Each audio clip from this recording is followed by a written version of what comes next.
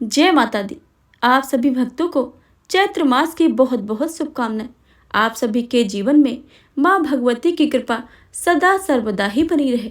हे प्रिय भक्तों, आज माँ भगवती की कृपा से श्री दुर्गा सप्तशती के 12वां अध्याय और 13वां अध्याय का रसपान करेंगे, जिसमें देवी चरित्र के पाठ का महत्व बताया गया है।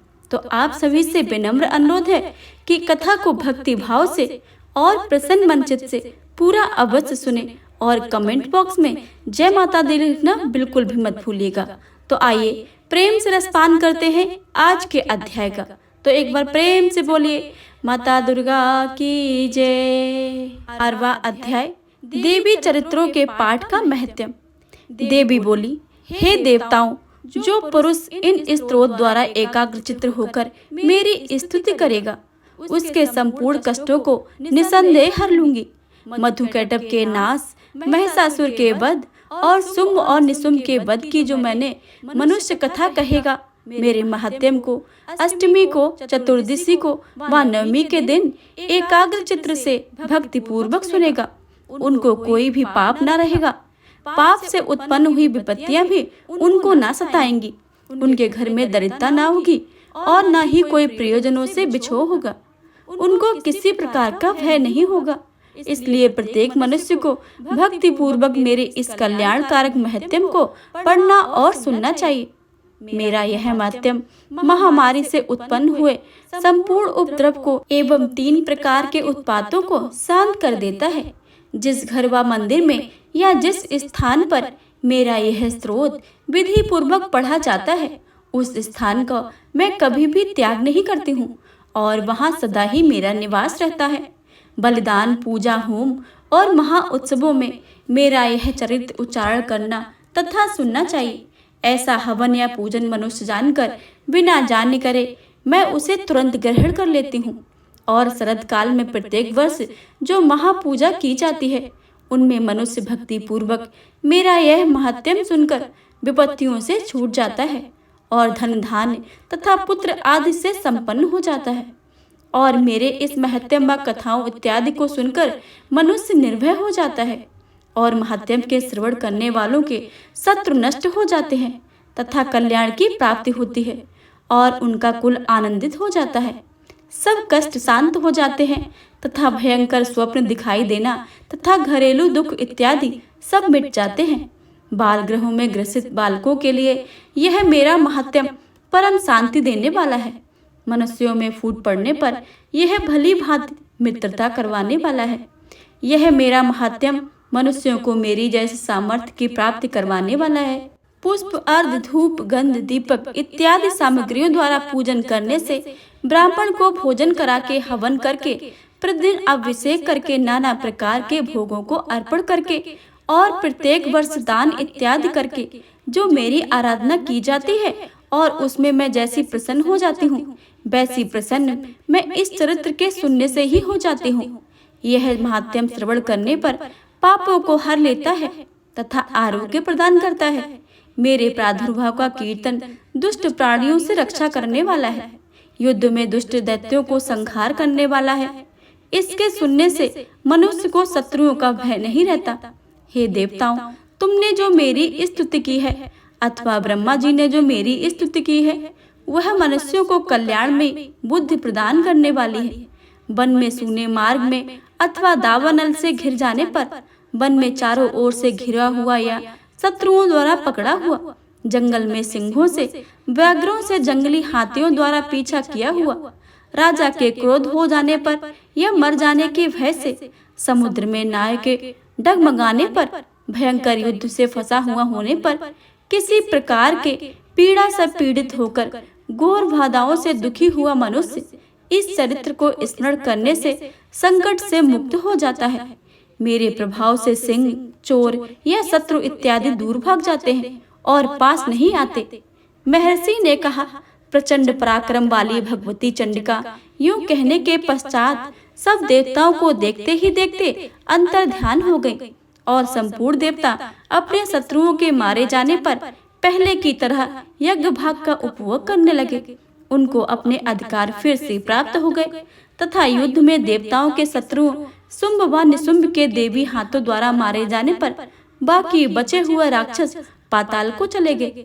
हे राजन, इस प्रकार भगवती अंबिका नित्य होती हुई भी बार बार प्रकट होकर इस जगत का पालन करती हैं, इसको मोहित करती हैं, जन्म देती हैं और प्रार्थना करने पर समृद्धि प्रदान करती हैं। हे राजन, भगवती की महाप्रलय के समय महामारी का रूप धारण करते हैं और वही हमारे संपूर्ण ब्रह्मांड में व्याप्त हैं।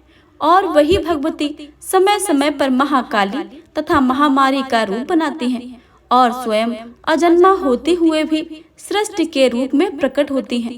वह सनातनी देवी प्राणियों का पालन करती हैं और वही मनुष्य के अभ्युदय के समय घर में लक्ष्मी का रूप बनाकर स्थित हो जाती हैं तथा अभाव के समय दरिद्रता बनकर विनाश का कारण बन जाते हैं। पुष्प, धूप और गंध आदि से पूजन करके उनकी स्तुति करने से वह धन एवं पुत्र देती हैं और धर्म से शुभ बुद्धि प्रदान करती हैं। ये दुर्गा सप्तशती का 12वां अध्याय समाप्त हुआ। अब सुनिए 13वां अध्याय, राजा सुरत और वैश्य की देवी को वरदान देना। हे राजन, इस प्रकार देवी के उत्तम महत्यम का वर्णन मैंने तुमको सुनाया है। जगत को धारण करने वाली इस देवी का ऐसा भी प्रभाव है। वही देवी ज्ञान को देने वाली और भगवान विष्णु की इस माया के प्रभाव से तुम और यह वैश्य तथा अन्य विवेकी जन मोहित होते हैं और भविष्य में मोहित होंगे। हे राजन, तुम इसी परमेश्वरी की शरण में जाओ। यही भगवती आराधना करने पर मनुष्य को भोग, स्वर्ग तथा मोक्ष प्रदान करती हैं। मार्कंडेय जी ने कहा, महर्षि वेदा की यह बात सुनकर राजा सुरत ने उन उग्र व्रत वाले ऋषि को प्रणाम किया और राज्य के छिन जाने के कारण उसके मन में अत्यंत ग्लानि हुई और वह राजा तथा वैश्य तपस्या के लिए वन को चले गए और नदी के तट पर आसन लगाकर भगवती के दर्शनों के लिए तपस्या करने लगे। दोनों ने नदी के तट पर देवी की मूर्ति बनाई और पुष्प, धूप, दीप तथा हवन द्वारा उनका पूजन करने लगे। पहले उन्होंने आहार को कम कर दिया, फिर बिल्कुल निराहार रहकर भगवती के मन लगाकर एकाग्रता पूर्वक उनकी आराधना करने लगे। वह दोनों अपने शरीर से रक्त की देवी को बलि देते हुए 3 वर्ष तक लगातार भगवती की आराधना करते रहे।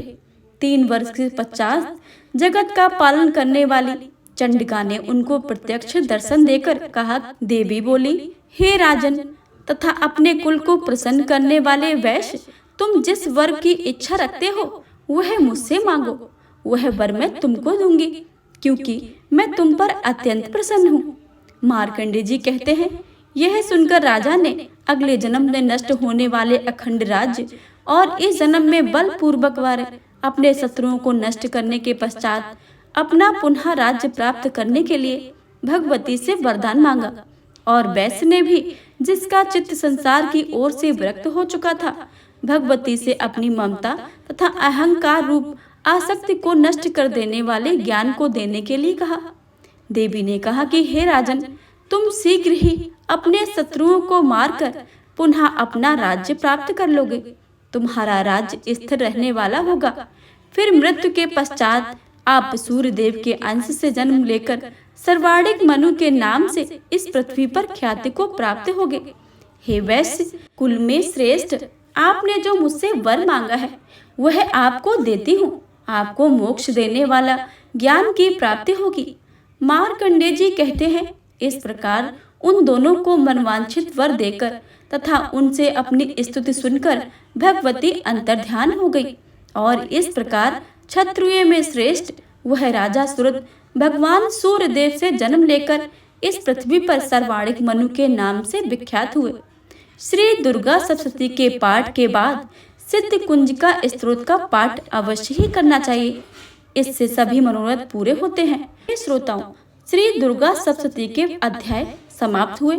अब सुनिए सिद्ध कुंजिका स्तोत्र हिंदी में। सिद्ध कुंजिका स्तोत्र। शिव जी बोले, देवी सुनो, मैं उत्तम कुंजिका स्तोत्र का उपदेश करूंगा, जिस मंत्र के प्रभाव से देवी का जप सफल होता है। कवच, अर्गला, कीलक, रहस्य, सूक्त, ध्यान, न्यास, यहाँ तक कि अर्चन भी आवश्यक नहीं है। केवल कुंजिका के पाठ से दुर्गा का पाठ का फल को प्राप्त हो जाता है। यह कुंजिका अत्यंत गुप्त और देवों के लिए भी दुर्लभ है। हे पार्वती, इसे स्वयोनि के भांति प्रयत्न पूर्वक गुप्त रखना चाहिए। यह उत्तम कुंजिका स्त्रोत केवल पाठ के द्वारा मारण, मोहन, वशीकरण, स्तंभन और उच्चाटन आदि अभिचारक उद्देश्यों को सिद्ध करता है। ओम ऐं ह्रीं क्लीं चामुंडै विच्चे। ओम ग्लौं क्लीं जू स्वाहा। ज्वालय ज्वालय ज्वल ज्वल प्रज्वल प्रज्वल। ऐं ह्रीं क्लीं चामुंडै विच्चे। ज्वल हम सम लं छम भट स्वाहा। ऊपर लिखे मंत्रों में आए बीजों का अर्थ जानना न संभव है, न ही आवश्यक और न ही वांछनीय, केवल जप ही प्राप्त है। हे रुद्र स्वरूपिणी, तुम्हें नमस्कार है। हे मधुकैटभ को मारने वाली, तुम्हें नमस्कार है। हे मधुकैटभ विनाशिनी को नमस्कार है। महिषासुर को मारने वाली देवी, तुम्हें नमस्कार है। शुंभ का हनन करने वाली और निशुंभ को मारने वाली, तुम्हें नमस्कार है। हे देवी, मेरे जप को जागृत और सिद्ध करो।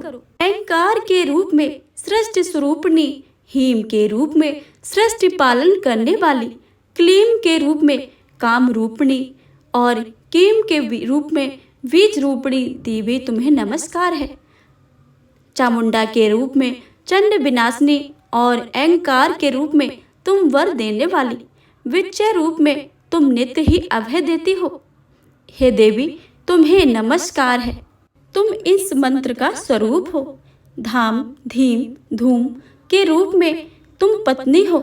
वाम बीम बूम के रूप में तुम वाणी की अधीश्वरी हो। क्राम क्रीम क्रूम के रूप में कालिका देवी। शाम शीम शूम के रूप में कल्याण करो। हुम हुम हुंकार के रूप में स्वर रूपिणी, जन्म जन जन जन्म देनी। भ्राम भ्रीम भ्रूम के रूप में कल्याणकारिणी भैरवी भवानी, तुम्हें बार बार प्रणाम है। अंग कंग चन टन तन पम यम शम भीम धूम ऐम बीम हम छम दिजाग्रम दिजाग्रम, इन सबको तोड़ो और दीप्त करो। स्वाहा। पाम पीम पूम के रूप में तुम पार्वती पूर्ण हो। खाम खीम के रूप में तुम खेचरी अथवा खेचरी मुद्रा हो। शाम शीम शूम स्वरूपणी सप्त देवी देवी के मंत्र को सिद्ध करो। यह कुंज स्त्रोत का मंत्र को जगाने के लिए इसे भक्तहीन पुरुष को नहीं देना चाहिए। हे पार्वती, इसे गुप्त रखो।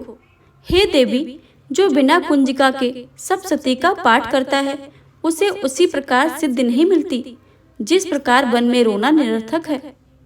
प्रतिदिन सुबह के समय उपयुक्त स्त्रोत का पाठ करने से सब प्रकार के बाधा विघ्न नष्ट हो जाते हैं।